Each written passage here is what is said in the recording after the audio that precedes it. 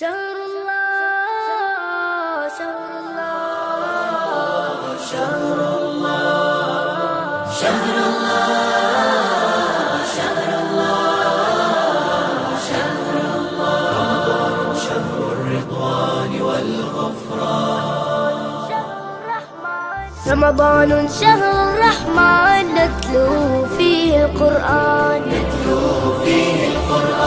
شهر الخير والغفران والفوز والرضوان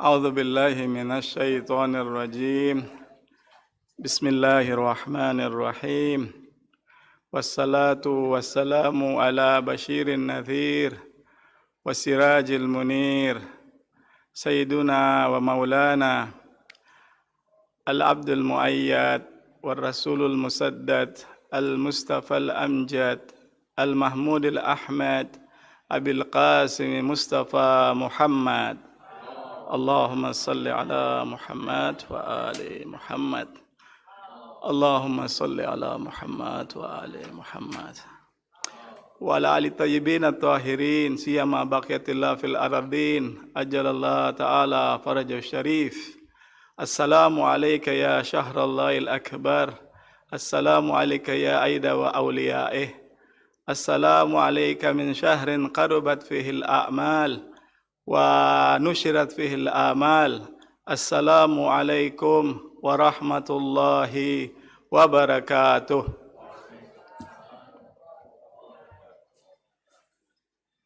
Ikhwan dan akhwat sidang jamaah iftar yang dimuliakan oleh Allah Subhanahu wa taala dan juga pemirsa ICC TV Jakarta dimanapun berada, semoga Allah Subhanahu wa taala senantiasa melimpahkan rahmatnya kepada kita, mengabulkan segala ibadah kita, puasa kita, munajat kita, dan bacaan-bacaan Al-Quran kita.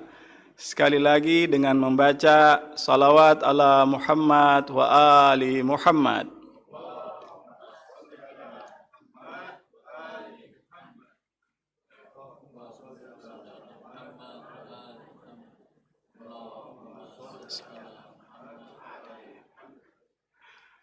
Pertama-tama mari kita sama-sama menyampaikan rasa syukur kehadirat Allah Subhanahu wa taala yang telah mempertemukan kita kembali di bulan yang penuh keberkahan ini, di tempat yang penuh keberkahan ini, di waktu-waktu yang penuh kemuliaan ini, dan kita kembali menjadi tetamu Allah Subhanahu wa taala di bulan yang disebut sebagai bulan rahmah, bulan maghfirah, dan bulan berkah. Dan pada saat-saat seperti ini, saya dan Anda, kita semua yang menjalankan ibadah puasa, pada permulaan bulan suci Ramadan kita diseru oleh Allah Subhanahu wa taala melalui doa nabinya, du'itum ila dhiyafatillah. Kalian semuanya diseru untuk menghadiri perjamuan Allah Subhanahu wa taala, menghadiri kenduri Allah Subhanahu wa taala. Nah, pertanyaannya, dari acara perjamuan itu hidangan apa yang disajikan oleh tuan rumah kepada tetamunya? Suatu saat Nabi Isa diminta oleh umatnya untuk berdoa kepada Allah Subhanahu wa taala. Wahai Nabi Isa, sampaikan doa, doakan kami supaya turun kepada kami hidangan dari langit. Yang Allah sebutkan dalam surah Al-Maidah ayat 114. Nabi Isa berdoa, Allahumma anzil alaina, Rabbana anzil alaina ma'idatan minas sama takun lana aidan li awwalina wa akhirina. Suatu waktu Nabi Isa bermohon dan setelah selesai, permohonannya pun dikabulkan. Allah Subhanahu wa taala menurunkan hidangan dari langit bagi pengikut Nabi Isa. Dan kita, keistimewaan kita yang kita peroleh di bulan suci Ramadan ini, kita dijamu langsung oleh Allah Subhanahu wa taala dan diundang di dalam perjamuannya. Nah, pertanyaannya apa yang dihidangkan oleh Allah Subhanahu wa taala di dalam perjamuan Rabbani ini? Ada puasa. Kutiba alaikumusiyam. Diwajibkan atas kalian berpuasa. Falsafah dari puasa itu banyak yang disebutkan oleh ulama. Hadis-hadis Nabi dan para imam suci juga menyebutkan tentang keutamaan dan fadilah dari puasa. Sumu tasihu, ataupun faradallahu siyam liyastawiya bihi al-faqir wal ghani. Puasa salah satu hikmahnya adalah supaya antara fakir dan miskin itu satu rasa. Sama rasa. Sama-sama merasakan kelaparan dan dahaga. Nah, kemudian hidangan yang lain yang disajikan oleh Allah Subhanahu wa taala di bulan suci ini adalah munajat. Alhamdulillah, baru saja kita telah membaca salah satu doa yang dianjurkan untuk kita baca di malam-malam Ramadan seperti ini, yaitu doa iftitah. Doa pembuka. Dan juga ada doa yang lain seperti doa sahar, ada doa Joshan Kabir, ada doa-doa harian, ada doa-doa munajat-munajat yang kita sampaikan selepas kita sholat. Ada namanya doa Abu Hamzah As-Sumali, yang dimana di situ disebutkan ilahi la tu'adibni bi uqubatik wala tamkur bi fi hilatik. Wahai Tuhanku, jangan engkau mengadabku dengan siksaanmu, dan jangan engkau coba aku dengan hilamu. Min aina liyal al-khair la yujad min indik. Tidak ada kebaikan dariku kecuali berasal darimu. Rabbi anta dalaltani alaik wa da'autuni ilaik. Engkau mengajakku kepadamu dan mengundangku kepadamu. Engkau tunjukkan dirimu kepadaku dan mengajakku kepadamu.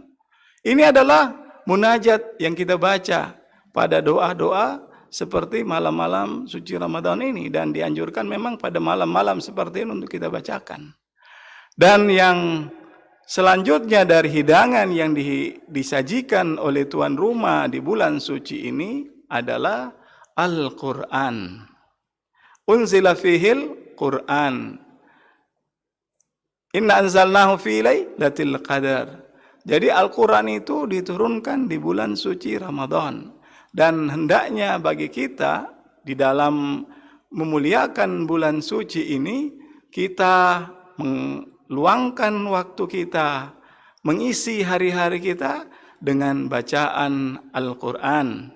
Dan bacaan Al-Quran itu banyak sekali fadilahnya yang disebutkan di dalam hadis-hadis Nabi dan hadis-hadis para imam suci. Bahwa satu ayat yang dibaca di bulan Ramadan itu seolah-olah dia menghatamkan seluruh Al-Quran di luar bulan suci Ramadan. Dan yang menghatamkan Al-Quran satu kali, itu dikali 6.666 ayat, artinya kita menghatamkan 6.666 kali Al-Quran. Dan ini hanya kita dapatkan fadilahnya di bulan suci Ramadan terkait dengan Al-Quran. Al-Quran ini adalah kitab petunjuk, kitab pedoman yang harus kita tidak hanya membacanya, tapi juga memahami makna dan pesannya. Dan juga bagaimana kita bumikan Al-Quran dalam kehidupan kita sehari-hari. Kita jadikan Al-Quran sebagai pedoman dan menjadikannya sebagai pegangan dalam kehidupan sosial kita, perilaku personal kita, di dalam pergaulan kita, di dalam urusan muasyarah kita, muamalah kita. Kita jadikan Al-Quran sebagai pedoman kita, sebagai pegangan kita. Dan Al-Quran nanti kelak dia akan bersaksi, dia tidak akan bersaksi bahwa umatnya, Nabi Muhammad ini membiarkan Al-Quran begitu saja tanpa memahami isinya, tanpa menjalankan perintahnya. Hadirin dan hadirat, bahwa Al-Quran ini adalah kitab pedoman. Dan alhamdulillah di majelis kita ini, Madrasah Hikmah Ramadan ini, kita disajikan ceramah-ceramah yang berkualitas, yang berbobot, dengan mengangkat tema-tema Al-Quran sebagai bahan ceramah. Dan ini kalau sebulan penuh kita hadiri acara-acara di ICC ini, maka kita seolah-olah telah menghatamkan Al-Quran dengan bacaan-bacaan dan penyampaian-penyampaiannya. Nah, hadirin dan hadirat, tema yang disampaikan kepada saya oleh panitia yaitu berkenaan dengan Al-Quran juga. Tapi temanya lebih spesifik Al-Quran dan hubungan sosial. Apa yang dimaksud dengan hubungan sosial? Itu pembahasan saya akan bagi menjadi 4 bagian. Apa yang dimaksud dengan hubungan sosial? Kenapa harus ada hubungan sosial? Keharusan berhubungan secara sosial. Kemudian jenis-jenis hubungan sosial. Dan yang terakhir kita lihat bagaimana ayat-ayat suci menyinggung dan menyampaikan tentang hubungan-hubungan sosial sehingga kehidupan umat manusia tidak hanya kaum muslimin menjadi harmonis, menjadi seimbang, menjadi sebuah umat yang disebutkan baldatun thayyibatun rabbun ghafur karena mengamalkan nilai-nilai Al-Quran di dalamnya. Hadirin dan hadirat, yang kita maksud dengan hubungan sosial di sini adalah bahwa di dalam pergaulan kita sehari-hari, kita mau tidak mau harus berurusan dengan orang selain kita. Hubungan sosial yang tercipta di antara kita itu disebut sebagai relasi sosial. Adanya interaksi antara si A, si B, si C dalam sebuah komunitas itu disebut sebagai interaksi sosial.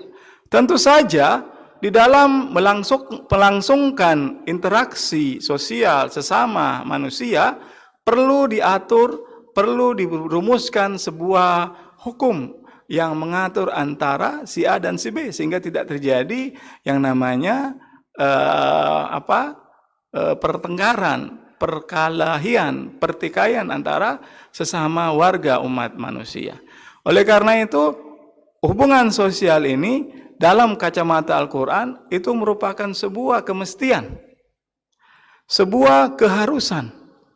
Karena umpamanya di dalam surah Al-Hujurat Allah Subhanahu wa taala berfirman, inna khalaqnakum min dzakarin wa untha wa qabaila wa syu'uba wa qabaila lita'arafu inna akramakum indallahi atqakum.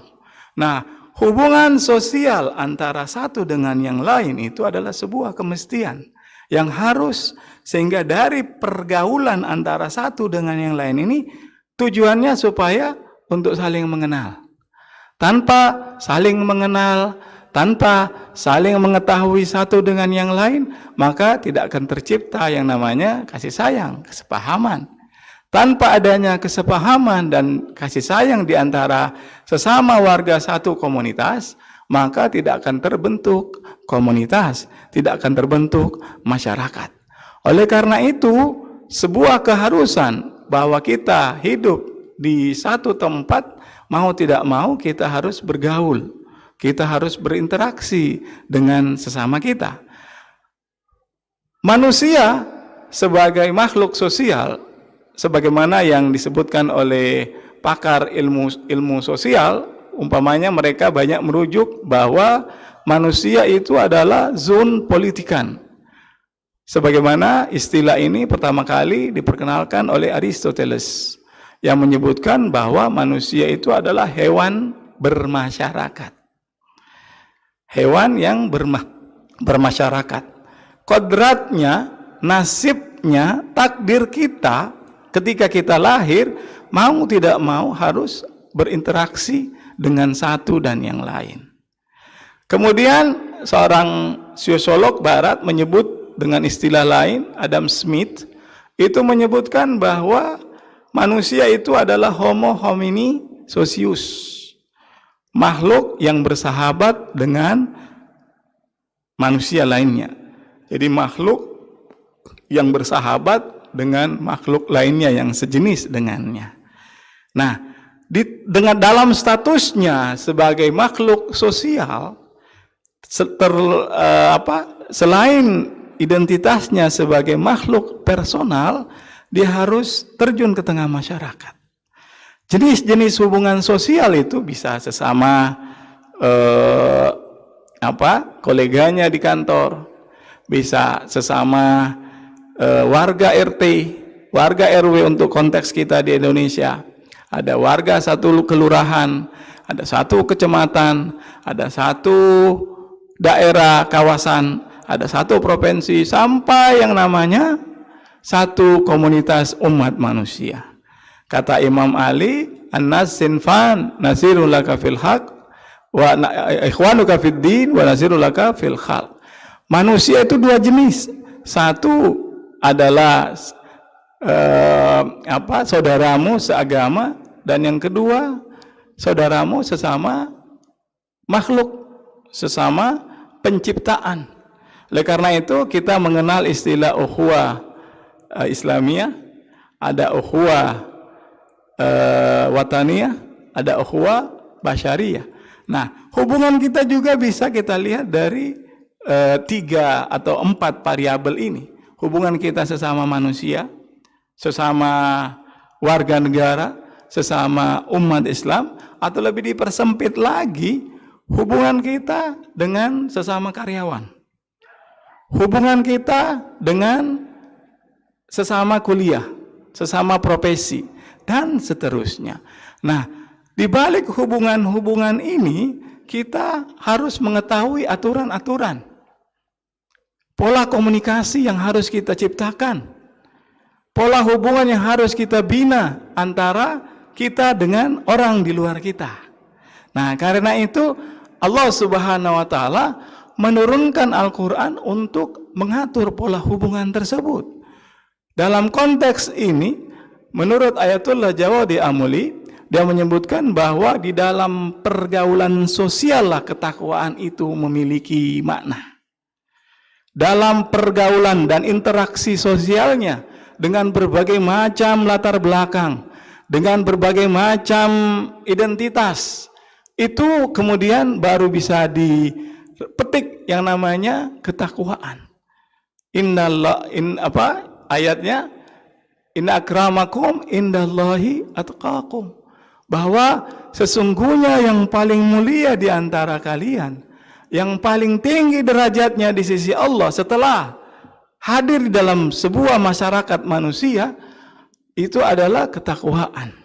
Yang kita ingin capai dari kita berpuasa, yang ingin kita petik dan kita usahakan dari kita berpuasa, sebagaimana janji Allah, semoga kita meraih ketakwaan. Nah, dari sini puasa itu lebih memiliki dimensi sosial. Salat juga memiliki dimensi sosial. Firman Allah Subhanahu wa taala ketika dia menyebutkan aqimis shalah wa atuz zakah, harus ada, di samping harus beribadah kepada Allah secara personal, maka dia juga harus beribadah kepada Allah secara sosial. Harus bertemu dengan masyarakat, harus terjun di tengah masyarakat.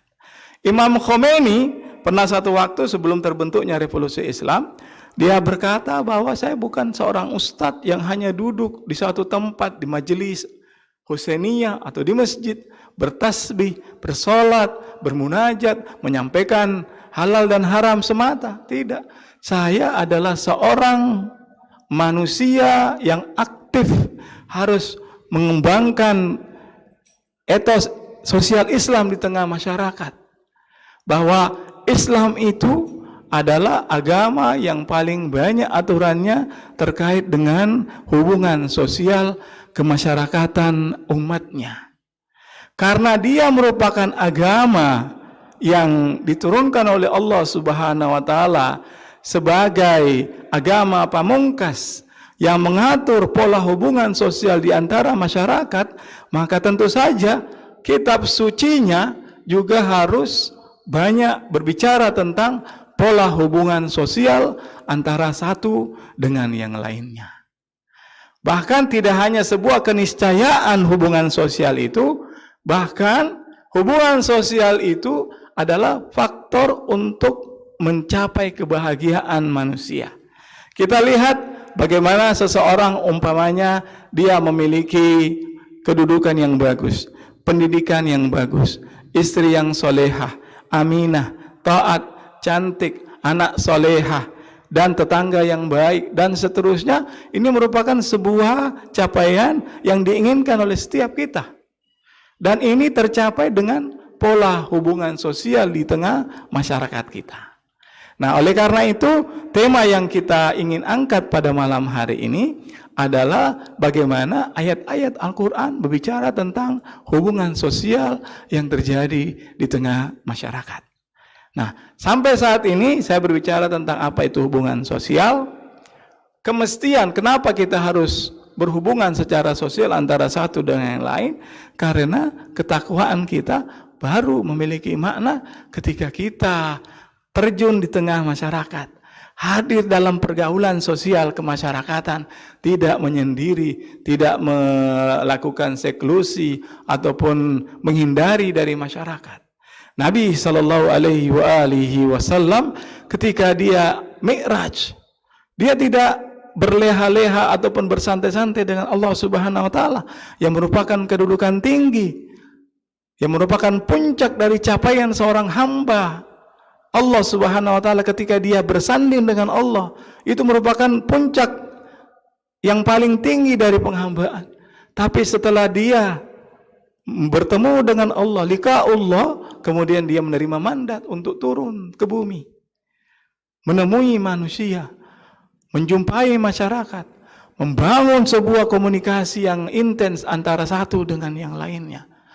Dalam perjalanan 4 perjalanan mula sadra juga, puncak dari perjalanan, dari 4 perjalanan itu adalah bagaimana turun di tengah masyarakat, bagaimana hadir di tengah pergaulan masyarakat, sehingga baru kelihatan bahwa dia memang betul-betul unggul, betul-betul superior, karena dari pergaulannya itu dia bisa menjadikan dirinya sebagai teladan, sebagaimana Rasulullah Sallallahu Alaihi Wasallam.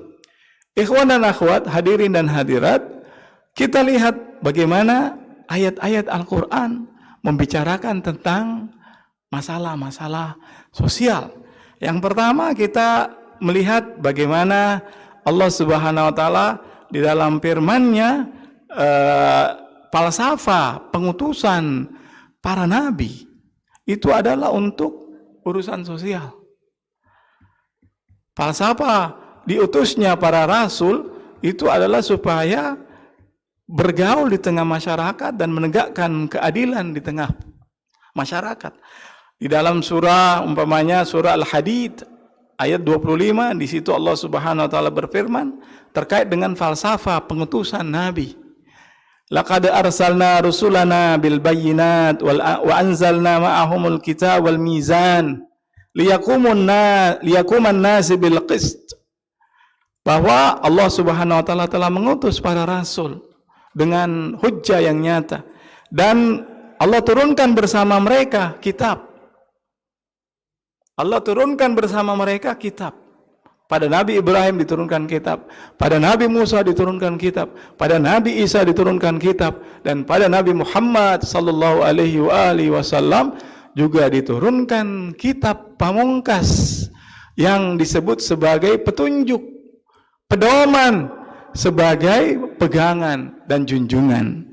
Nah, di sini falsafah pengutusan para nabi dan diutusnya Nabi Muhammad sallallahu alaihi wasallam untuk seluruh manusia, kafatan linnas, uhrijat linnas, semuanya untuk manusia, adalah untuk mengatur urusan sosial, menegakkan keadilan dengan berpedoman kepada kitab yang diturunkan kepadanya. Lalu tidak berhenti di situ saja, Allah Subhanahu wa taala juga menurunkan yang namanya keteladanan, menjadikan para rasulnya sebagai teladan umat manusia di dalam pergaulan sosialnya. Laqad kana lakum fi Rasulillahi uswatun hasanah. Sebagai teladan kita di dalam pergaulan kita antara satu dengan yang lain. Ini ayat-ayat Al-Quran banyak sekali yang berbicara tentang hubungan sosial di antara masyarakat. Dan yang kedua yang saya dapat sampaikan pada kesempatan malam ini adalah bahwa di dalam Al-Quran ada satu ayat yang disebut sebagai alat untuk mengontrol hubungan sosial antara satu dengan yang lain, yang kita sebut dengan bahasa amar ma'ruf nahi mungkar sebagai kontrol sosial. Ayat yang disebutkan di situ, kuntum khaira ummatin ukhrijat linnas, kalian adalah sebaik-baik umat yang dikeluarkan untuk seluruh manusia. Untuk apa? Dan bagaimana kemudian dia meraih kemuliaan itu? Karena ta'muruna bil ma'ruf wa tanhauna 'anil munkar. Wal takum minkum ummatun yad'una ilal khair, dan hendaklah sebagian di antara kalian menyeru kepada kebaikan, melarang dari keburukan dan kemungkaran. Ada seorang penulis dari barat, dia bernama Michael Cook. Dalam sebuah peristiwa yang tragis di subway, kereta api bawah tanah di Amerika, dia menyaksikan di hadapan matanya ada orang yang melakukan tindakan yang melecehkan lawan jenisnya. Kemudian orang di sekelilingnya tidak berbuat apa-apa, hanya diam berpangku tangan. Michael Cook kemudian bertanya-tanya, tidak adakah aturan? Tidak adakah pedoman yang kita dapat jadikan sebagai perintah untuk melarang perbuatan seperti ini? Dia cari-cari, kemudian dia temukan bahwa ada yang namanya amar ma'ruf nahi mungkar yang disebutkan dalam sebuah kitab suci yang dimiliki oleh umat Islam. Kemudian dia menulis buku dengan judul Forbidding Wrong in Islam. Forbidding Wrong in Islam. Amar ma'ruf nahi mungkar di dalam Islam. Betapa pentingnya tugas amar ma'ruf nahi mungkar ini, yang kemudian menjadi tugas kita semua untuk melakukan kontrol sosial di tengah kita. Sebagaimana adalah dalam sebuah hadis Nabi sallallahu alaihi wasallam disebutkan, man ra'a minkum mungkaran, barang siapa di antara kalian, kita semua melihat kemungkaran, falyughayyiru biyadihi, maka hendaklah dia merubahnya, menghentikannya dengan tangannya, dengan kekuasaan yang dia milikinya. Fa in lam yastati fa bilisanihi, dengan seruannya, dengan orasinya, dengan ucapannya, dia harus menghentikan kemungkaran yang terjadi di hadapannya.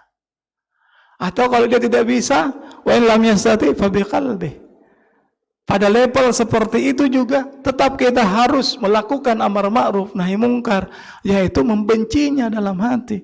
Wa huwa dzalika ad'aful iman, dan itu meski demikian itu adalah selemah-lemahnya iman. Jadi falsafah amar ma'ruf nahi mungkar ini itu merupakan sebuah tugas kenabian yang dibebankan kepada kita sebagai umatnya untuk melakukan kontrol sosial di tengah masyarakat. Falsafahnya adalah umpamanya kita membiarkan, umpamanya ini kita naik perahu atau naik bahtera. Ada orang yang mencoba untuk melubangi bahtera ini. Ada orang yang mencoba untuk membuat lubang di salah satu palka dari kapal ini. Orang yang melihatnya, apakah dia tinggal diam begitu saja tanpa melakukan pencegahan, tanpa melakukan tindakan antisipatif, melaporkan kepada yang berwenang, atau langsung menegurnya, atau langsung menghalanginya? Nah, ini adalah tugas sosial kita sebagai umat yang sadar, jangankan sebagai umat, sebagai warga, melihat adanya kemungkaran. Karena kemungkaran itu kalau dibiarkan merajalela, maka akan terjadi chaos, anarki, dan ujungnya tujuan kita bermasyarakat, berhubungan sosial antara satu dengan yang lain tidak akan tercapai. Nah, karena itu betapa pentingnya tugas-tugas sosial, diantaranya adalah amar ma'ruf nahi mungkar, yang merupakan tugas utama kita sebagai seorang muslim, sebagai seorang warga negara. Kita harus menunaikan tugas itu. Dan saya membuat semacam list pola hubungan yang ada disebutkan di dalam Al-Quran untuk meraih sebuah, tidak hanya menunaikan kewajiban kita, memenuhi keniscayaan itu bahwa kita ini hidup bermasyarakat, itu juga di samping itu faktor untuk menunjang kebahagiaan kita sebagai seorang anggota dari satu masyarakat. Nah, di dalam Al-Quran ada macam-macam redaksi tema-tema penting yang terkait dengan hubungan sosial yang disebutkan di dalam kitab suci ini. Yang pertama, pernikahan. Pernikahan sebagai bagian utama dari sebuah lembaga yang membentuk nantinya keluarga, itu sangat dianjurkan di dalam Islam. Bahkan disebutkan bukan bagian dari orang yang tidak melangsungkan pernikahan. Tidak seperti umat lainnya, selibasi, yang bisa hidup tanpa adanya pasangannya. Di sini disebutkan bahwa wa min ayatih an khalaqa lakum min anfusikum azwajan litaskunu ilaiha.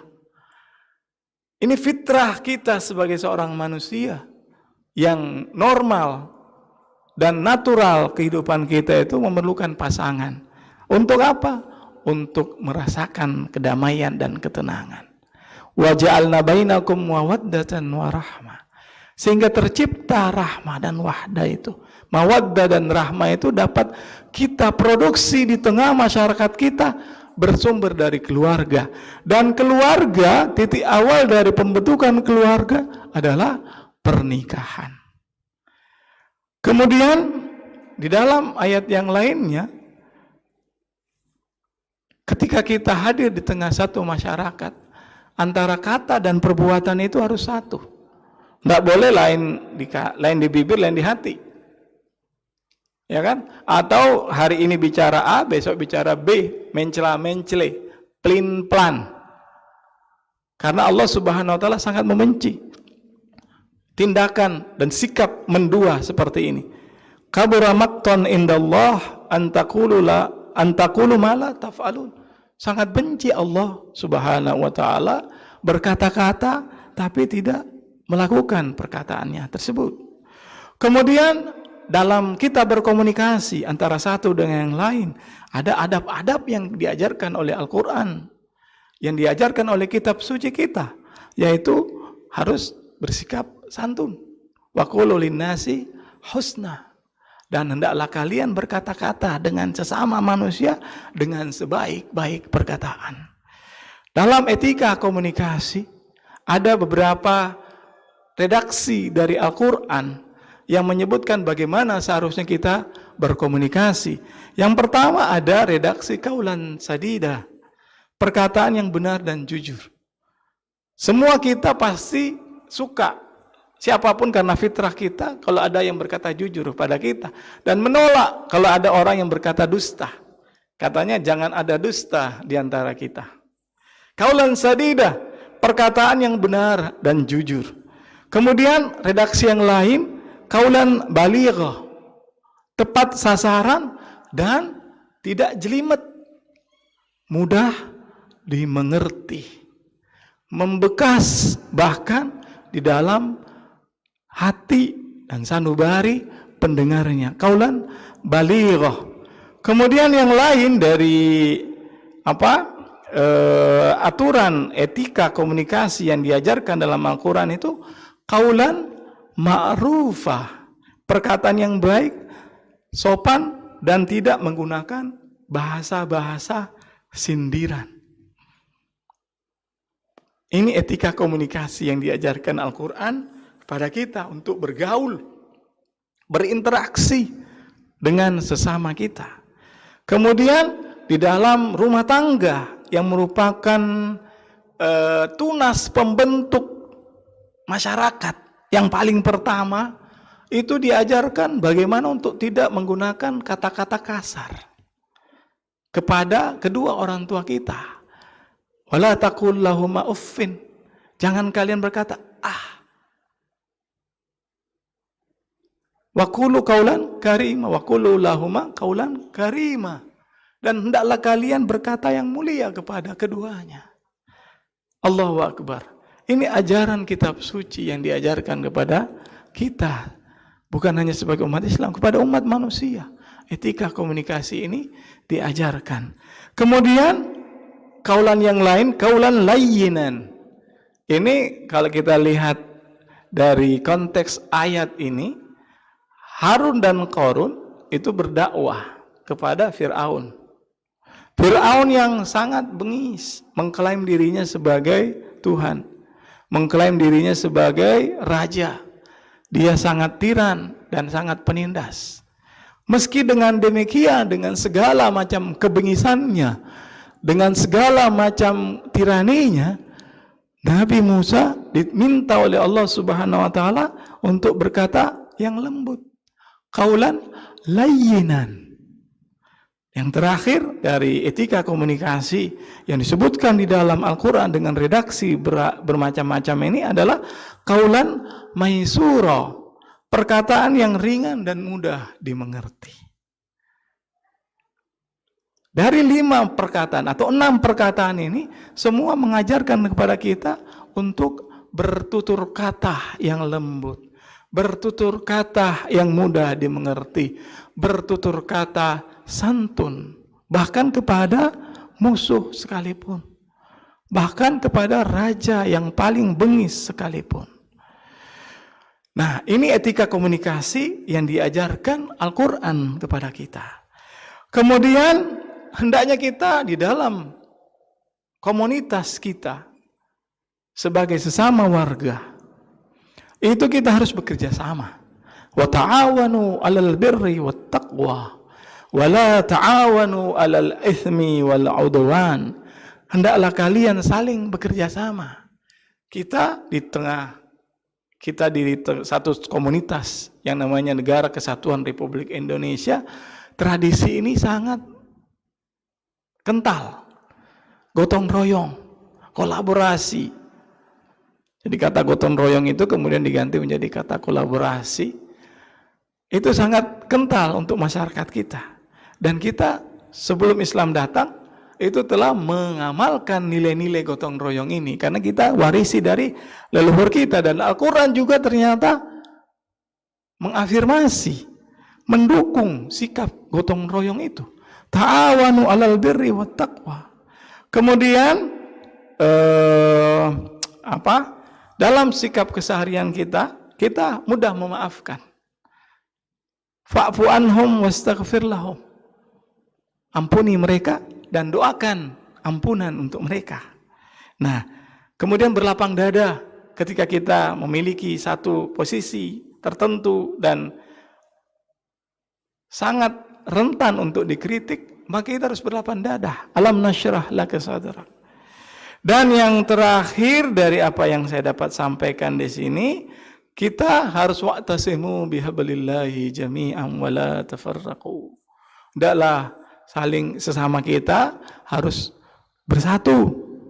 Wa la tafarraqu, jangan bercerai-berai untuk mewujudkan sebuah masyarakat yang dicintai oleh Allah Subhanahu wa taala, yang dirindukan oleh Allah, dibangga-banggakan oleh Allah Subhanahu wa taala, dan membentuk satu komunitas yang disebut baldatun thayyibatun wa rabbun ghafur. Ini adalah cita-cita kita semua. Dan Al-Qur'an sebagai sebuah kitab suci yang diturunkan bagi umat manusia di bulan Ramadan ini, kita harus kaji. Dan di ICC ini alhamdulillah kajian-kajian Ramadaniyah itu beragam tema, tafsir-tafsir tematis. Seperti yang dipilihkan untuk saya pada malam hari ini adalah sebuah tafsir tematis Al-Quran. Kemarin ada yang bicara tentang pendidikan, besok ada yang bicara tentang masyarakat madani katakanlah. Hari ini saya bicara tentang hubungan sosial, besok ada yang bicara tentang puasa di dalam Al-Quran, dan seterusnya. Ini adalah semua mencerminkan kepedulian kita. Kehadiran kita di tempat ini merupakan sebuah bentuk perhatian kita, penghormatan kita, dan takzim kita kepada kitab suci yang diturunkan Allah Subhanahu wa taala di bulan yang penuh keberkahan ini. Oleh karena itu, mari kita berjanji bersama-sama merapatkan barisan kita untuk hari demi hari kita lalui dengan mengkaji Al-Quran, tidak hanya sekedar membacanya untuk dapat pahala, karena pahalanya melimpah ruah. Allah berikan diskon besar-besaran di bulan suci Ramadan ini. Tapi bukan untuk itu tujuannya, tapi untuk memahami, menangkap pesan dari Al-Quran itu, lalu kita amalkan dalam konteks pribadi kita, sosial kita, hubungan kemasyarakatan kita, sehingga kita mendapatkan titel gelar dari Allah Subhanahu wa taala sebagai hamba pilihannya di bulan yang penuh keberkahan ini.